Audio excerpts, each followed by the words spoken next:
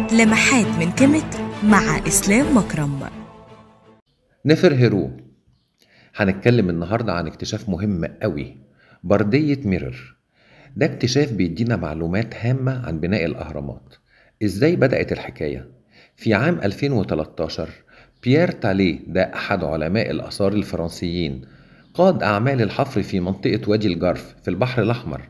كانوا بيدوروا هناك عن بقايا أقدم ميناء بحري في التاريخ، واكتشفوا مجموعة كبيرة جدا من البرديات بيرجع تاريخها ل 2600 قبل الميلاد.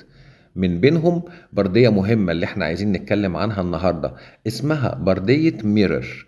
كتبها ميرر اللي هو أحد رؤساء العمال، كان تحت إيده 200 عامل اشتغلوا في قطع الأحجار من محاجر الحجر الجيري شرق النيل يعني المقطم، وقطعوا حوالي 170 ألف طن.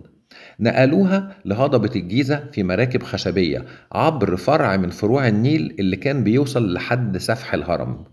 الحجارة دي تم استخدامها في عمل الغطاء الخارجي لهرم خوفو. ده بالإضافة لأننا وجدنا برديات أخرى بتحوي سجلات دقيقة بتوصف نظام العمل في المحاجر، وكذلك طريقة توزيع الأجور على العمال.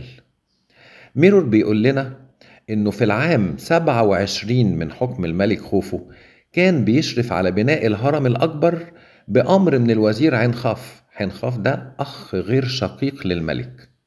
طب الكلام ده يفيدنا بإيه؟ وأنا ليه بقول إن ده اكتشاف مهم جدا؟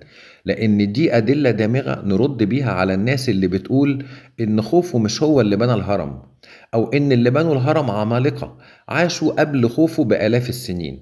لأ، انسوا الكلام ده خالص. بردية ميرر تؤكد إن المصريين القدماء هم اللي بنوا هرم الملك خوفو في الجيزة سنة 2650 قبل الميلاد، وده ما فيهوش شك.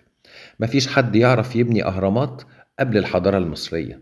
كيميت أصل كل شيء. اضغط متابعة للصفحة ولايك وشير.